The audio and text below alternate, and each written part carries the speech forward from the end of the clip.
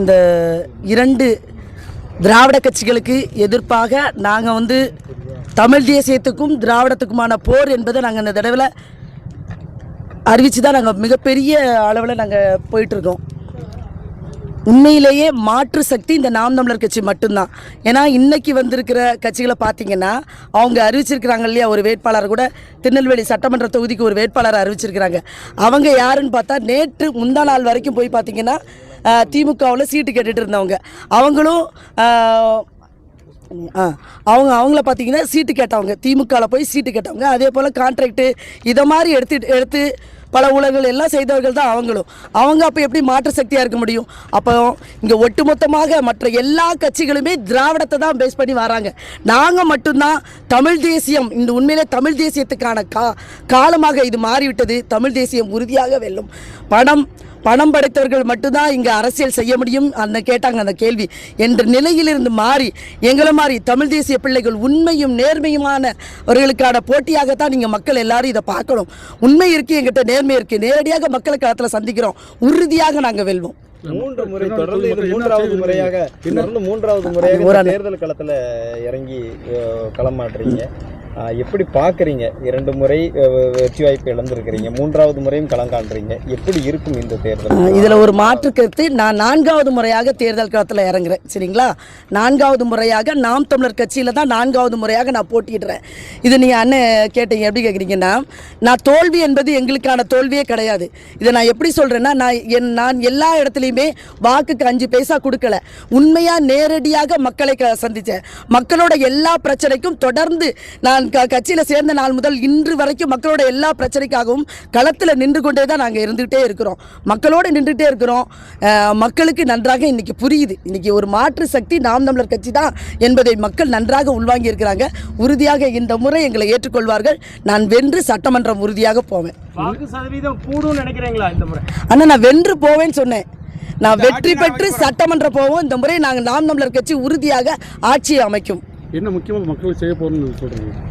அண்ணன் கேட்டாங்க இல்லையா, இப்போ கேட்டாங்க தெரியுமா, நான் 3 முறை வென்று போட்டிட்டீங்க, நான் 4 முறை போட்டிட்டு இருக்கேன். எனக்கு 2019 இந்த திருநெல்வேலி மாவட்டம் முழுமைக்கும் தெரியும். எல்லா ஊர்லேயும் என்னென்ன பிரச்சனைன்னு எங்களுக்கு தெரியும். நான் 19 பார்த்தனோ எப்படி இருக்குதோ அதே நிலைமை தான் இன்னைக்கு 2026 இருக்குது. எந்த மாற்றமும் இல்லை. இன்னைக்கும் சொல்கிறேன், தாமிரபரணி ஆற்றில் கழிவுநீரை கலந்துக்கிட்டு தான் இருக்காங்க. நான் 2019 சொன்னேன், ஏதாவது சீர்திருத்தம் பண்ணியிருக்காங்களா? இதற்கு முன்பு இருந்த சட்டமன்ற உறுப்பினராக இருக்கட்டும் அல்லது எம்பியா இருக்கட்டும், யாராக இருக்கட்டும், இந்த 2 திராவிட அதிமுக திமுக 2 பேர் தானே மாறி மாறி ஆட்சி அதிகாரத்தில் இருக்கிறாங்க. அதிகாரத்தில் இருக்கிறவங்க எந்த பிரச்சனைக்குமே அவங்க தீர்வு காணவே இல்லை.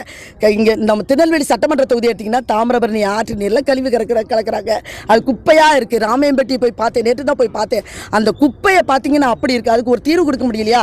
இங்கே யார் 2 பேர் வந்தாலுமே என்ன நடக்கும்? இங்கே ஒரு தீக்குச்சியை மட்டும் கொளுத்தி போட்டு சுற்றுச்சூழலை கெடுக்கிறாங்க. அதுதான் நடக்குது. அதே போல் நீங்கள் நெல்லை நகர பகுதியில் பார்த்தீங்கன்னா ஸ்மார்ட் சிட்டின்றாங்க.